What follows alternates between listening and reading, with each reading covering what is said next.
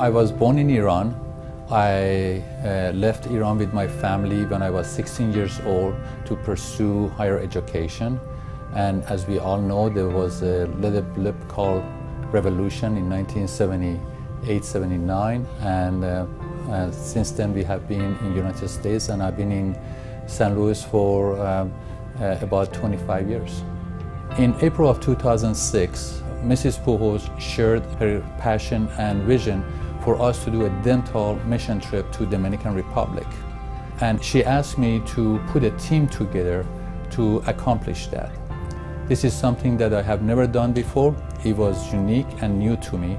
The first trip going to Dominican Republic, I had no clue what I was getting involved with.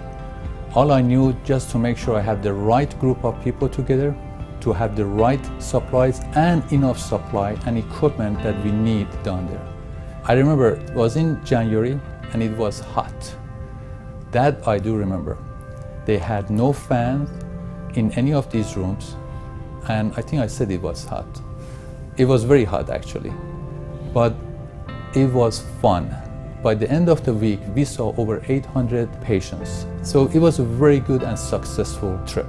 Despite my best efforts, I could not describe the smile on the face of the children, the gratitude their parents express, and the beautiful show of humanity that we all experience as healthcare providers. Pujols Family Foundation has given us that ability for all of us to take a step closer to our own humanity. That's the reason I always go back, because that helps me to be a better human being. Poverty is something nobody can describe unless if the individual has experienced it firsthand or has seen it firsthand. Global poverty that exists and we have experienced and we have seen it in the Dominican Republic is in such that puts our lives in the United States in perspective, and we have to ask ourselves that question: why am I being blessed like that? So as a result, it is my duty as a human being to share that blessing with others. When we are going to treat a child in the Dominican Republic for any dental care, that child is going to receive the same care and compassion and treatment as if that child was here in St. Louis, Missouri. The 10-year-old boy that had a toothache, and we treated that patient and we did few fillings on his adult teeth.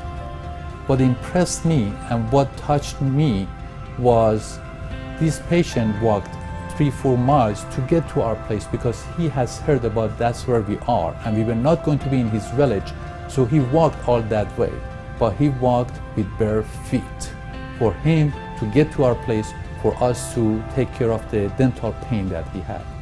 My recommendation to my colleagues is God has given us this skill, and we have to put that skill to use.